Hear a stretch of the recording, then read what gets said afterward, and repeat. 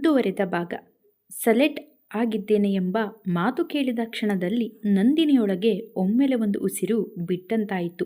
ಬಹುದಿನಗಳಿಂದ ಎದೆಯಲ್ಲಿ ಕಟ್ಟಿಕೊಂಡಿದ್ದ ಭಾರ ಸ್ವಲ್ಪ ಹಗುರವಾದಂತೆ ಅನುಭವವಾಯಿತು. ಜೀವನ ಅವಳನ್ನು ಎಷ್ಟೋ ಬಾರಿ ಪರೀಕ್ಷಿಸಿತು. ಆದರೆ ಪ್ರತಿಯೊಂದು ಪರೀಕ್ಷೆಯಲ್ಲೂ ಅವಳು ಮೌನವಾಗಿ ಸಹಿಸಿಕೊಂಡಿದ್ದಳು. ವಿರಾಟ್ ಗಂಭೀರವಾದ ಧ್ವನಿಯಲ್ಲಿ ಯಾವ ಹೆಚ್ಚುವರಿ ಮಾತಿಲ್ಲದೆ ನಾಳೆಯಿಂದ ಕೆಲಸಕ್ಕೆ ಬನ್ನಿ ಎಂದು ಹೇಳಿದಾಗ ಅವಳ ಕಿವಿಗಳಿಗೆ ಆ ಮಾತು ಸರಳವಾಗಿಯೇ ಕೇಳಿಸಿದರೂ ಹೃದಯಕ್ಕೆ ಅದು ಆಶ್ವಾಸನೆಯಂತೆ ತಟ್ಟಿತು. ಕಣ್ಣುಗಳಲ್ಲಿ ನೀರು ತುಂಬಿ ಬಂದರೂ ಅವಳು ಅದನ್ನು ತೋರಿಸಲಿಲ್ಲ. ಕೇವಲ ತಲೆ ಆಡಿಸಿ ಹೊರಬಂದಳು. ಆಫೀಸ್ ಕಟ್ಟಡದ ಬಾಗಿಲು ದಾಟಿದ ಕ್ಷಣದಲ್ಲೇ ಅವಳ ಹೆಜ್ಜೆಗಳು ಸ್ವಲ್ಪ ಹಗುರವಾಗಿದ್ದವು. ಕೊನೆಗೂ ನನಗೆ ಒಂದು ಅವಕಾಶ ಸಿಕ್ಕಿದೆ ಎಂಬ ಯೋಚನೆ ಅವಳನ್ನು ಒಳಗೊಳಗೆ ನಗಿಸುತ್ತಿತ್ತು. ಮನೆಗೆ ಬಂದ ತಕ್ಷಣವೇ ಪ್ರೀತಿಯನ್ನು ನೋಡಿದಳು. ಪ್ರೀತಿಯ ಮುಖದಲ್ಲಿದ್ದ ಆತಂಕವನ್ನು ನೋಡಿ ನಂದಿನಿಗೆ ಮಾತು ಹೇಳುವ ತಾಳ್ಮೆ ಇರಲಿಲ್ಲ. ಪ್ರೀತಿ, ನನಗೆ ಕೆಲಸ ಸಿಕ್ಕಿದೆ ಎಂದು ಹೇಳಿದ ಕ್ಷಣದಲ್ಲಿ ಪ್ರೀತಿಯ ಕಣ್ಣುಗಳಲ್ಲಿ ಸಂತೋಷ ಮಿನುಗಿತು. ಅವಳು ನಂದಿನಿಯನ್ನು ಬಿಗಿಯಾಗಿ ಅಪ್ಪಿಕೊಂಡು, ನನಗೆ ಗೊತ್ತಿತ್ತು ನಿನಗೆ ಕೆಲಸ ಸಿಕ್ಕೇ ಸಿಗುತ್ತೆ ಅಂತ ಎಂದಳು. ಆ ಸಂತೋಷದ ಮಧ್ಯೆ ಸಹಜವಾಗಿಯೇ ಬಂದ ಪ್ರಶ್ನೆ, ಹೇಳು, ನಿಮ್ಮ ಬಾಸ್ ಹೇಗಿದ್ದಾರೆ? ನಂದಿನಿ ಕ್ಷಣಕಾಲ ಯೋಚಿಸಿ, ಸ್ವಲ್ಪ ಸಿಡುಕ ಅನಿಸುತ್ತೆ, ನೋಡೋಕೆ ಪರವಾಗಿಲ್ಲ ಎಂದು ಹೇಳಿದಳು. ಪ್ರೀತಿಗೆ ಅದು ಸಾಲಲಿಲ್ಲ. ಈ ನಾಟಕ ನಮ್ಮ ಹತ್ತಿರ ಬೇಡ, ಹ್ಯಾಂಡ್ಸಮ್ ಆಗಿದ್ರ, ಆರ್ಟ್ ಆ್ಯಂಡ್ ಕ್ಯೂಟ್ ಎಂದು ಕೇಳಿದಾಗ ನಂದಿನಿ ಅವಳನ್ನು ವಿಚಿತ್ರವಾಗಿ ನೋಡಿ ಗಂತರ ಇದ್ದಾರೆ ಎಂದು ಮಾತು ತಿರುಗಿಸಿದಳು. ಪ್ರೀತಿಯ ನಗು ಅವಳನ್ನು ಮತ್ತಷ್ಟು ಮುಜುಗರಕ್ಕೆ ತಳ್ಳಿತು. ಅದಕ್ಕಾಗಿ ಅವಳು ವಿಷಯ ಬದಲಿಸಿ, ನನಗೆ ತುಂಬ ಹಸಿವಾಗಿದೆ ಎಂದು ಅಡುಗೆ ಮನೆಯತ್ತ ಹೊರಟಳು. ಆ ರಾತ್ರಿ ನಂದಿನಿಯ ಮನಸ್ಸು ವಿಚಿತ್ರವಾಗಿ ಶಾಂತವಾಗಿತ್ತು. ಸ್ನಾನ ಮಾಡಿ ದೇವರಿಗೆ ಕೈ ಮುಗಿದಾಗ ಅವಳ ಕಣ್ಣ ಮುಂದೆ ನಾಳೆಯ ದಿನದ ಚಿತ್ರಣಗಳು ಮೂಡುತ್ತಿದ್ದವು. ಅಡುಗೆ ಮನೆಯಲ್ಲಿಯೇ ಪ್ರೀತಿಯ ಜೊತೆ ಮಾತನಾಡುತ್ತಾ ಕೆಲಸ ಮಾಡುತ್ತಿದ್ದರೂ ಅವಳ ಯೋಚನೆಗಳು ಮುಂದಿನ ಬದುಕಿನತ್ತ ಹರಿಯುತ್ತಿದ್ದವು. ಊಟಗೆ ಮುಗಿಸಿ ಹಾಸಿಗೆಯಲ್ಲಿ ಮಲಗಿದ್ದಾಗ ನಿದ್ರೆ ತಕ್ಷಣ ಬರಲಿಲ್ಲ. ಕೆಲಸ ಸಿಕ್ಕಿದೆ, ಇನ್ನು ಮುಂದೆ ನನ್ನ ಕಷ್ಟಗಳು ಸ್ವಲ್ಪವಾದರೂ ಕರಗಬಹುದು ಎಂದು ಯೋಚಿಸುತ್ತಾ ದೀರ್ಘ ಉಸಿರು ಬಿಟ್ಟಳು.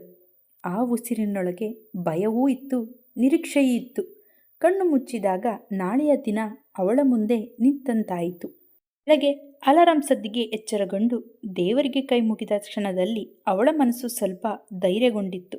ಸ್ನಾನ ಮಾಡಿ ಸಿಂಪಲ್ ಕುರ್ತಾ ಧರಿಸಿ ಕೂದಲನ್ನು ಸರಳವಾಗಿ ಬಂಧಿಸಿ ಹಣೆಗೆ ಚಿಕ್ಕ ಬೊಟ್ಟು ಇಟ್ಟುಕೊಂಡಾಗ ಅವಳು ತಾನು ಯಾರು ಎಂಬುದನ್ನು ಮತ್ತೆ ನೆನಪಿಸಿಕೊಂಡಂತಾಯಿತು. ಮನೆ ಮುಂದೆ ರಂಗೋಲಿ ಹಾಕುತ್ತಾ ನಿಂತಾಗ ಅವಳೊಳಗೆ ಒಂದು ಜವಾಬ್ದಾರಿಯ ಭಾವ ಮೂಡಿತು. ಕಾಫಿ ತಯಾರಿಸಿ ಪ್ರೀತಿಯನ್ನು ಎಬ್ಬಿಸಿದಳು. ನನಗೆ ಲೇಟ್ ಆಗುತ್ತೆ, ಬೇಗ ಎದ್ದು ರೆಡಿಯಾಗು ಎಂದು ಹೇಳುವಾಗ ಅವಳ ಧ್ವನಿಯಲ್ಲಿ ಆತುರವಿತ್ತು. ಹೊರಡುವ ಮುನ್ನ ಪ್ರೀತಿ ಅವಳನ್ನು ಬಿಗಿಯಾಗಿ ಒಪ್ಪಿಕೊಂಡು, ಪ್ರತಿದಿನ ಕಾಲ್ ಮಾಡು, ಹುಷಾರಾಗಿರು ಎಂದಳು. ನಂದಿನಿ ಪ್ರೀತಿಯ ಕೆನ್ನೆ ತಟ್ಟಿ ನಾನು ಬರ್ತೀನಿ ಎಂದು ನಕ್ಕಿದರೂ ಆ ನಗುವಿನ ಹಿಂದೆ ಸ್ವಲ್ಪ ಭಯ ಅಡಗಿತ್ತು.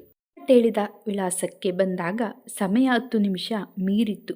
ಮೊದಲ ದಿನವೇ ಲೇಟ್ ಆಗಿಬಿಟ್ಟೆನಾ ಎಂಬ ಆತಂಕ ಅವಳ ಎದೆಯಲ್ಲಿ ಚುಚ್ಚುತ್ತಿತ್ತು. ಬೇಗ ಬೇಗ ಬಾಗಿಲು ಬೆಲ್ ಮಾಡಿದಳು. ಅಡುಗೆ ಮನೆಯಲ್ಲಿ ಇದ್ದ ಅಡುಗೆ ಕೆಲಸದಾಕೆ ಬಂದು ಬಾಗಿಲು ತೆಗೆಯುತ್ತಾರೆ. ಬನ್ನಿ ಒಳಗೆ, ಯಾರು ಬೇಕಿತ್ತು ಎಂದು ಕೇಳುತ್ತಾರೆ.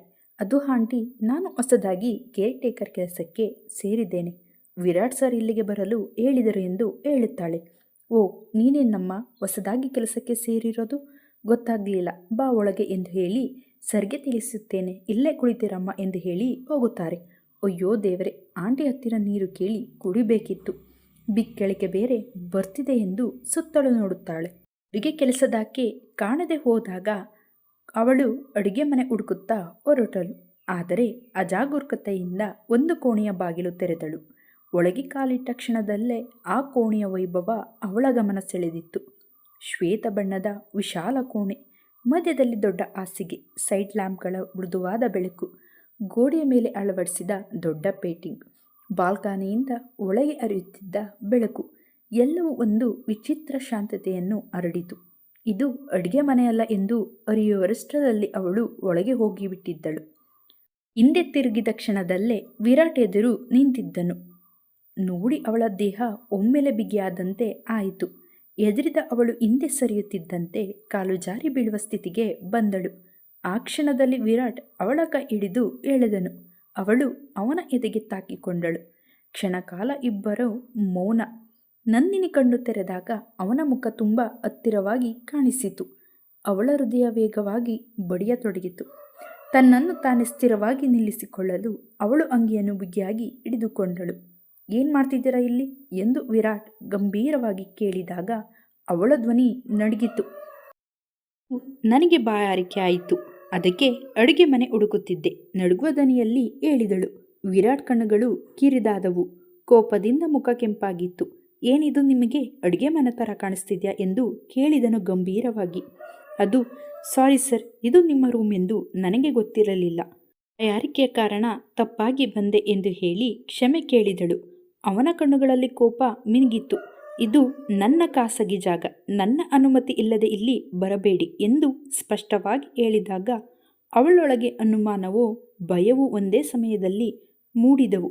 ತಲೆ ತಗ್ಗಿಸಿ ಹೊರಬಂದಳು. ಆಚೆ ಬರುತ್ತಿರುವಾಗ ಇದ್ದಕ್ಕಿದ್ದಂತೆ ಯಾರು ಕಾಣಿಸಿಕೊಂಡಂತಾಯಿತು. ಅವರ ಕಡೆನೇ ನೋಡುತ್ತಾ ಮುಂದೆ ಬರುತ್ತಿರುವವರಿಗೆ ಡಿಕ್ಕಿ ಹೊಡೆತದಿಂದ ಸ್ವಲ್ಪದರಲ್ಲೇ ಪಾರದಳು. ಮೇಡಮ್, ಏನಾಯಿತು ಎಂದು ನಿಧಾನವಾಗಿ ಮತ್ತು ಸೌಮ್ಯವಾಗಿ ಕೇಳಿಬಂದ ಧ್ವನಿಗೆ ತಿರುಗಿ ನೋಡಿದಳು. ಮುಂದೆ ಶಾರದಮ್ಮ ಇದ್ದರು. ಅವರ ದೃಷ್ಟಿಯಲ್ಲಿ ಕುತೂಹಲವಿತ್ತು. ನೀನು ಮಿಂಚುವನ್ನು ನೋಡಿಕೊಳ್ಳಲು ಬಂದಿರುವ ಹೊಸ ಕೇರ್ ಟೇಕರ್ ಎಂದು ಕೇಳಿದರು. ನಂದಿನಿ ಬಲವಂತದ ನಗು ನಗುತ್ತಾ, ಹೌದು ನಾನೇ, ನನ್ನ ಹೆಸರು ನಂದಿನಿ. ನನಗೆ ಬಾಯಾರಿಕೆ ಆಗಿತ್ತು, ಅಡುಗೆ ಮನೆ ಹುಡುಕುತ್ತಿದ್ದೆ, ಆದರೆ ನಾನು ತಪ್ಪಾಗಿ ಈ ಬಾಗಿಲು ತೆರೆದೆ. ಶಾರದಮ್ಮ, ಏನು, ಆ ರೂಮ್ ಯಾಕಮ್ಮ ತೆಗೆದೆ? ಅದು ವಿರಾಟ್ ಸರ್ ರೂಮ್. ಆ ರೂಮಿಗೆ ಯಾರು ಅವರನ್ನು ಕೇಳದೆ ಹೋಗುವ ಹಾಗೆ ಇಲ್ಲ. ಅವರು ನಿನಗೆ ಏನಾದರೂ ಅಂದ್ರ ಎಂದು ಕೇಳಿದರು. ನಂದಿನಿ ಸ್ವಲ್ಪ ಮುಗುಳ್ನಕ್ಕಳು. ಹೌದು, ಸ್ವಲ್ಪ ನನ್ನನ್ನು ಗದರಿಸಿದ್ದರು ಅಷ್ಟೇ, ಆದರೆ ಪರವಾಗಿಲ್ಲ, ನನ್ನದೇ ತಪ್ಪು, ಇನ್ನು ಮುಂದೆ ನಾನು ಹುಷಾರಾಗಿರುತ್ತೇನೆ ಎಂದಳು. ಶಾರದಮ್ಮ ಮುಗುಳ್ನಕ್ಕು. ಸರಿ, ಅಡುಗೆ ಮನೆಗೆ ಬಾ, ನಾನು ನಿನಗೆ ನೀರು ಕೊಡುತ್ತೇನೆ ಎಂದಳು. ನಂದಿನಿ ಅವಳ ಜೊತೆಯಲ್ಲಿ ಅಡುಗೆ ಮನೆಯತ್ತ ಬರುತ್ತಾ ವಿರಾಟ್ನ ಒರಟು ಧ್ವನಿ, ಅವನ ಸಕ್ರಿಯ ಕಣ್ಣುಗಳು, ಅವನ ಸ್ಪರ್ಶ ಎಲ್ಲವೂ ಅವಳ ಮನಸ್ಸನ್ನು ತಿರುಗುವಂತೆ ಮಾಡುತ್ತಿತ್ತು. ನೀರು ಕುಡಿದ ನಂದಿನಿಗೆ, ಬಾ, ನಿನಗೆ ನಿನ್ನ ರೂಮ್ ತೋರಿಸುತ್ತೇನೆ ಎಂದು ಅವಳಿಗಾಗಿ ಕಾದಿರಿಸಿದ ಕೋಣೆಗೆ ಕರೆದುಕೊಂಡು ಹೋಗುತ್ತಾರೆ. ಕೋಣೆ ನೋಡಿದ ನಂದಿನಿಯ ಕಣ್ಣುಗಳು ಅರಳಿದವು. ದೇವ್ರೇ, ಮೆಲ್ಲನೆ ಹೇಳಿದಳು ಆಶ್ಚರ್ಯಕರವಾಗಿ. ಅಮ್ಮ, ಇದು ನನ್ನ ರೂಮಾ ಎಂದು ಕೇಳಿದಳು. ಅಮ್ಮ, ಹೌದು, ಇದು ಇನ್ನು ಮುಂದೆ ನಿನ್ನ ರೂಮ್. ಇದು ಮಿಂಚುವಿನ ತಾಯಿಯ ರೂಮ್. ಮತ್ತೆ ಈ ರೂಮಿನ ಪಕ್ಕದಲ್ಲಿ ಮಿಂಚುವಿನ ರೂಮ್ ಇದೆ. ಅವಳಿಗೆ ಅಗತ್ಯವಿದ್ದಾಗ ಪಕ್ಕದ ಕೋಣೆಗೆ ಹೋಗಿ ನೀನು ತಕ್ಷಣ ಅವಳಿಗೆ ಸಹಾಯ ಮಾಡಬಹುದು. ಅದಕ್ಕೆ ನೀನು ಇಲ್ಲಿ ಉಳಿಯುವಂತೆ ವಿರಾಟ್ ಸರ್ ನಿರ್ಧರಿಸಿದ್ದಾರೆ. ನೀನು ರೆಸ್ಟ್ ತಗೋ.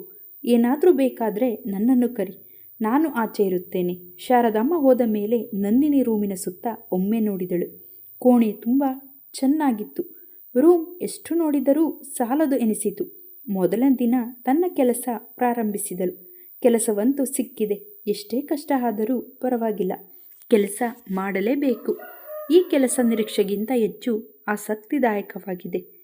ಇನ್ನು ಯೋಚಿಸುತ್ತಾ ಕಿಡಿಕಿಯ ಬಳ್ಳಿ ತನ್ನ ಅಂಗೈಗಳನ್ನು ಉಜ್ಜುತ್ತಾ ಯೋಚಿಸುತ್ತಾ ಹೊರಗೆ ದೃಷ್ಟಿ ನೆಟ್ಟು ಉಳಿದಿದ್ದಳು.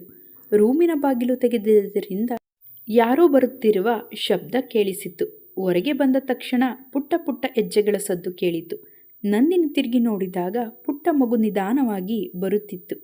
ನೆನ್ನೆ ಟ್ರಾಫಿಕ್ ಸಿಗ್ನಲಲ್ಲಿ ಕಂಡ ಅದೇ ದುಂಡು ಮುಖದ ಪುಟ್ಟ ದೇವತೆ ಮಿಂಚು. ಅವಳ ಗುಲಾಬಿ ಚರ್ಮ, ದೊಡ್ಡ ಮುಗ್ಧ ಕಣ್ಣುಗಳು ನಂದಿನಿಯ ಮನಸ್ಸನ್ನು ಒಮ್ಮೆಲೆ ಮೃದುವಾಗಿಸಿದವು. ಮಿಂಚುವನ್ನು ಒಂದು ಸಲ ಮುಖ ನೋಡಿದರೆ ಅವಳನ್ನು ಮತ್ತೆ ಮತ್ತೆ ನೋಡಬೇಕು ಅನಿಸುತ್ತದೆ. ಜಗತ್ತು ನಿಜವಾಗಿಯೂ ಎಷ್ಟು ಚಿಕ್ಕದು. ನಂದಿನಿಯ ತುಟಿಯಲ್ಲಿ ಸಣ್ಣ ನಗು ಮೂಡಿ ಮರೆಯಾಯಿತು. ಆದರೆ ಅತ್ಯಂತ ಆಶ್ಚರ್ಯಕರ ವಿಷಯ ಅಂದರೆ ಮಿಂಚು ಕೂಡ ನಂದಿಯನ್ನು ನೋಡುತ್ತಾಳೆ. ಮಿಂಚು ಯಾರನ್ನಾದರೂ ನೇರವಾಗಿ ನೋಡುತ್ತಾಳೆ ಅಂದರೆ ಅದು ಅಪರೂಪ.